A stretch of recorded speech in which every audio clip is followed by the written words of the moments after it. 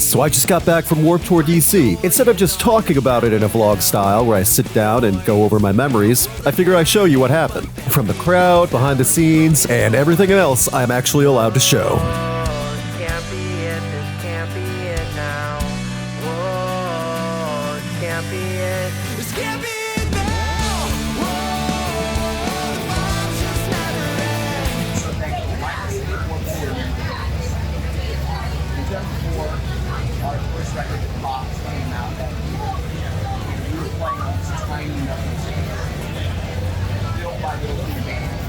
We were on the schedule.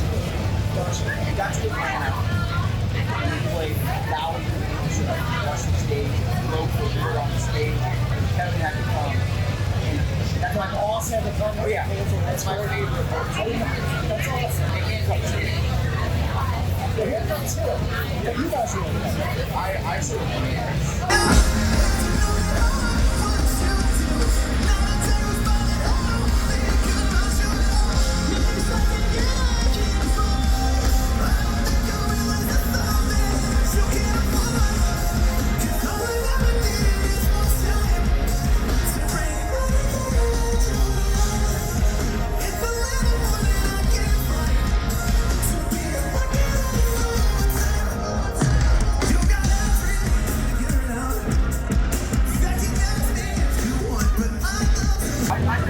Prada for me, and I actually brought they told us we didn't want to say management let's take this long stage, just keep moving from main stage, occasionally like they might move you 2 to 3 times in the summer. We would move like all the stage 11 times.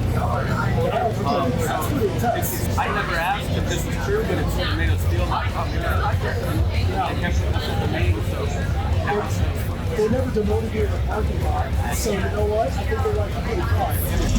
Get the fuck over here! Every night, back out in Texas. Knowing double barrel, blow you to pieces. Every night, back out in Texas. Knowing double barrel, blow you to pieces. Keep them coming, motherfucker! Come on! Come on! Come on! We're back, motherfucker! It's round 2!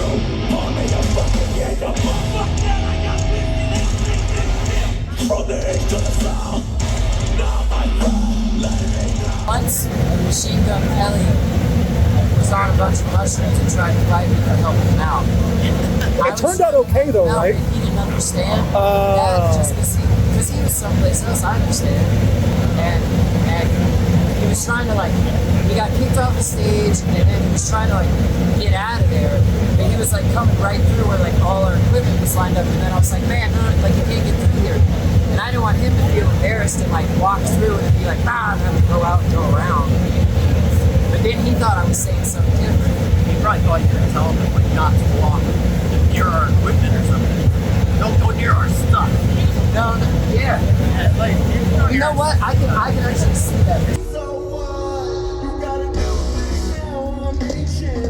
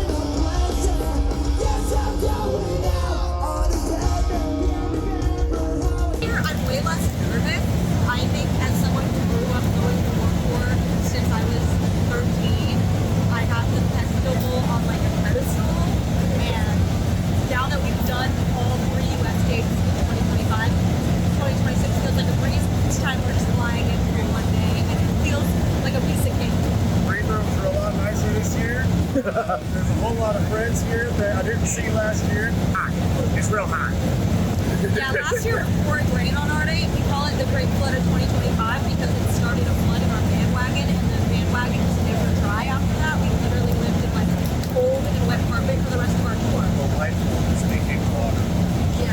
That's straight out of Silent Hill. Okay, A lot drier this year. it is. Oh, the rain's coming tomorrow, But what we got, baby? so that's fine. You guys made it.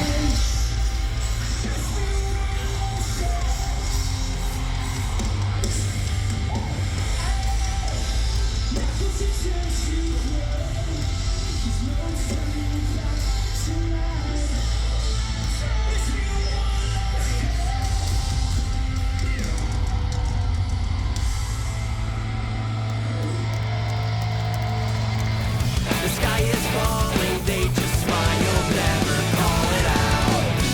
Whoa, can't be it, this can't be it now. Yeah, the rapture is begun. Don't you wanna fall to your knees, make you say, I'm a motherfucking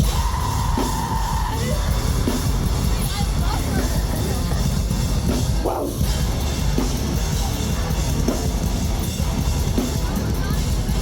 By your fucking head, I need you to kiss my cross like a word from above.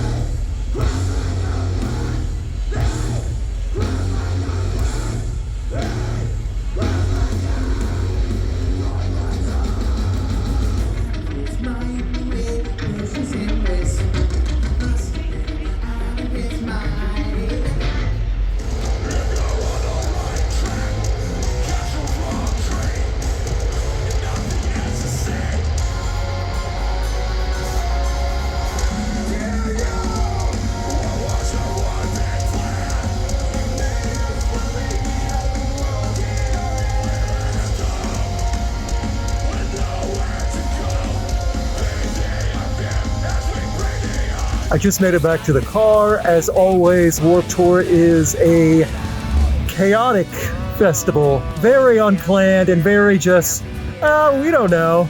Have fun. I think a lot of people had fun. It was a lot of mess, a lot of schedule problems, a lot of heat. The blacktop was unforgiving, but I still met a lot of good people. I still saw a lot of good shows, and I hope no one got third-degree sunburn. I'm gonna go back to the hotel, edit, and prep for day 2. Also, here's Dungeon Crawler Carl and Princess Donut with Mongo on the back of my car. Team Princess Posse.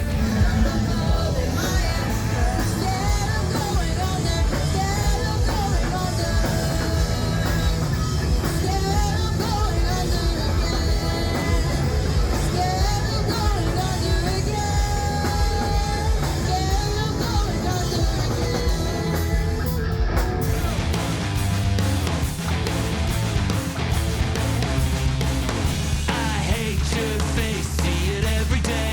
I try to.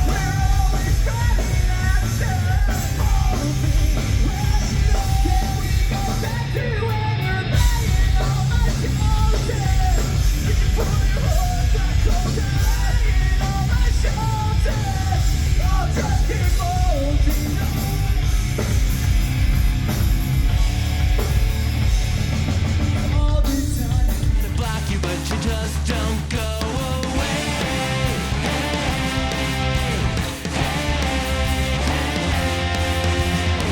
You always talking just to fill the air.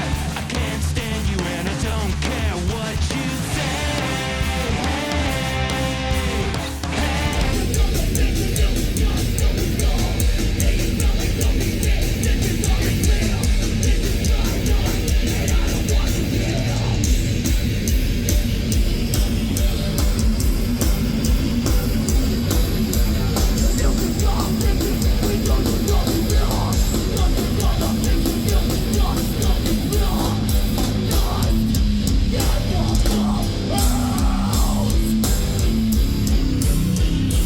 Us and Jeremy McKinnon, so the two of us and McKinnon got to sing a song with Linkin Park. It was cool to do that, but just like meeting those guys and how down to earth and really nice people. Mike and Chester were really stuck with me. You know, you're always trying to figure out, like, is there a level where you just become a douchebag? And genuinely, those guys are the biggest thing you could be, and they were so nice. So that really imprinted on me. Yeah, that was a big one. But I just think of like all the amazing shows, and you know, it's crazy to think we were out on the road for like 8-9 weeks every summer. But there was so many amazing shows and so many huge crowds. So it's definitely a notable component of the Devil Wears Prada.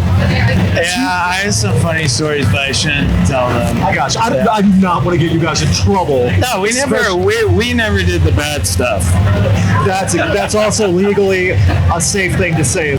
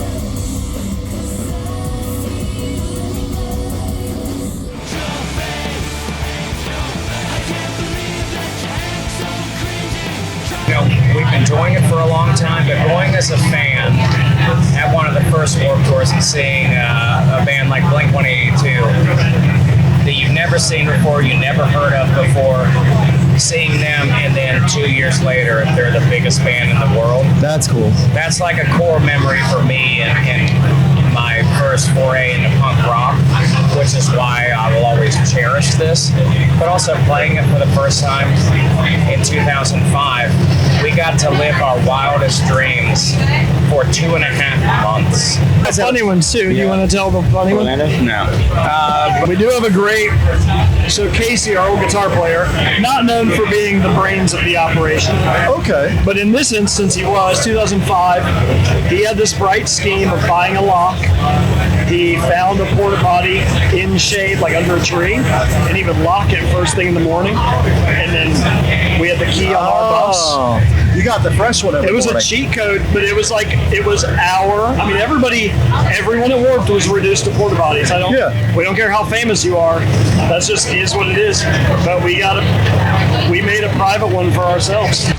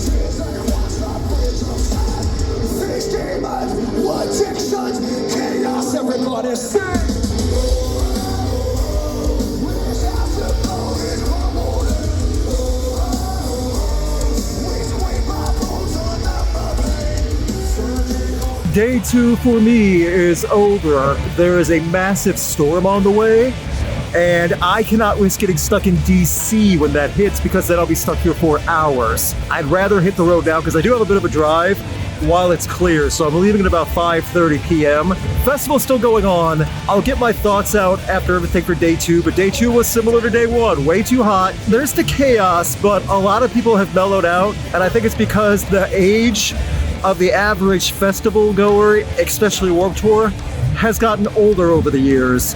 And as that, people are not energetic enough, and that was noticed today. So I'm on my way home. All right, I'm back home. I've showered several times. I have minimal sunburn.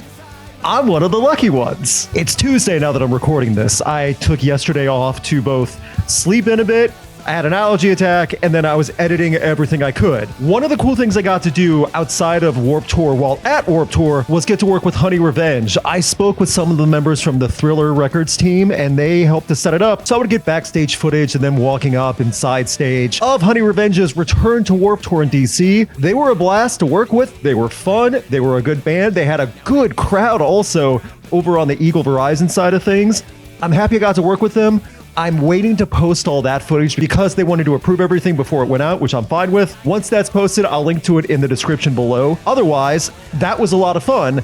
And now for the normal recap of Warped Tour that you didn't see in the footage I already showed. Right off the bat, lineup was a lot stronger, I felt, this year than last year for the DC lineup. Both days had something for everyone, and at no point did I go, oh, there's no one playing right now, what am I gonna do? There was always at least one band playing that I felt was worth at least seeing a little bit of time from, for the most part. There was also plenty to do at Warped Tour in different booths and things like that. They had the arcade, they had the little Camp Emo night and all these other things. They tried to make it more of an event and not just the bands. It was definitely shown that way. The biggest problem was the venue and the weather. And some of you are thinking, well, that's not Warped Tour's fault. The weather, absolutely not. They can't control that. The venue, RFK Festival Grounds is literally nothing but flat black asphalt on a 98-degree day with a humidity and heat index of 200 or so. I'm just guessing after I felt all that. It didn't so much feel like you were in an oven, but as you were on top of a griddle. We were all being griddled on that blacktop for 8 to 10 hours at least every day. And that's an average for the Warped Tour goer. Some people leave early, some people show up late, but we were all baking alive. The walk-in is not easy. The walk-out is brutal because you have to go uphill to leave RFK Festival Grounds. And after that first day, I feel it was just a lot to ask, and man, oh man, those pedicab drivers that were charging to get people up that hill, they must have made a killing both helping people out and ripping people off. For the logistics side, like I showed you guys some of the backstage stuff in the media area and the artist lounge and just other things like that. The logistics of how it was set up was different from the previous year, and I don't know if it was for the better, especially for the media tents. That media area where all the bands came to do interviews and stuff was way too small for the amount of people they crammed in there, and also it was by the main stage generators, so no one could hear anything. If you're wondering why all the interviews were subtitled, and it was the distance between me and a camera that I'm on right now, we could have been that close and we still would have had to have shouted. And no matter what gear you had, the microphones were struggling to pick up anything besides high power generators, powering these stages and everything else going on in the Warped Tour production crew. However, that's just behind the scenes stuff. That does not affect the festival goers. The way the stages were laid out were mostly fine. They did a good job spacing them out to 3 separate areas. That's smart. The problem is 2 of the main stages were facing the sun at sunset. So those bands were definitely facing the sun every single performance, and the fans at those stages had probably the most sunburnt necks and backs they've ever had in their lives. Again, there is so little shade, and the shade that Warped Tour provided with their own stuff was camped on and just completely grabbed at a second's notice by mobs of people desperate to get out of the sun. There needs to be a system where they can build cheaper shade. It doesn't have to be fancy, it just has to be shade. And RFK Festival Grounds does not have that. They barely have any plants or grass. So setting up 2x4s and just setting up tent poles and things like that to make some basic Home Depot level shade might have saved a lot of people. To the credit of Warped Tour this year, water for a 16.9 ounce bottle was only $3, and you could take the bottle and fill it up for free at the free water station as many times as you wanted after that if you didn't bring in your own empty bottle. That's not gouging. That's probably the cheapest solution and probably the best way I've heard of a festival doing that. They could have easily charged more, and they didn't. And yeah, I know, $3 for a bottle of water. Haha, that's still too expensive. Festival-wise, that's a deal. Was every performance great? No, but there were a lot of great performances there. There were also a lot of bands that were happy to be there, and that definitely showed. Noticeably, I missed out on Killswitch Engage closing out on night 2, which sucks, but I had to leave early. I was planning on leaving early before I knew the schedule. It's just how it is sometimes. Vana was a blast to see live. Holy Wars also had a good sound to them. The Ghost Inside did really well. It was cool to hear some of those old hits again. And surprisingly, Machine Head was the band to try and really rile up the crowd and get one of the small Wall of Deaths going. That being said, the audience age for Warped Tour is now old enough to only bank on nostalgia, and that's it. Warped Tour is a nostalgia fest at this point, or at least it felt that way based on DC. The average festival goer was late 20s and older at this point, and there's nothing wrong with that, but it's definitely not the teenage college Warped Tour anymore, not by a long shot. I feel that's just going to have to be something that comes with the times, but that's kind of what Warped Tour is going to be now, and I'm kind of fine with that. I'm the one that was super critical of the old model of the traveling circus, all the many problems that caused, both Warped Tour's fault and not Warped Tour's fault. This alleviates that. And also, having an older crowd just come for these weekends, and that's it, that helps out also. There was a lot of good people there, a lot of fun bands. I want to thank the Thriller Records team also for talking with me. Would I go again? I answered that question last year, and I said if it was a different lineup, absolutely. It was a different lineup this year, and it was better. So would I go again in 2027? Well, I don't know. That lineup's going to have to be something special. I'm not going to say no. I'm not going to say never. I'm just saying it really has to be something special to get me out there, or something to entice me to be there for the experience. Let me know what you thought of my view of the festival, both front of house and behind the scenes. If I go to a festival again and I can actually show you stuff from the photo pit, it makes a big difference. So maybe at another festival I'll be able to do that. In the meantime, hope you enjoyed it. If you were at Warped Tour DC this year, let me know in the comments what you thought about it. Your favorite bands, favorite experiences, anything ridiculous or crazy you saw. Again, let me know in the comments. I do want to know. Finally, I'll end with this. For the love of God, just wear sunscreen. I know it's a pain to have to keep reapplying it, but I saw some of the gnarliest sunburn I've ever seen in my life in Washington, D.C. I lived in Florida for 7 years.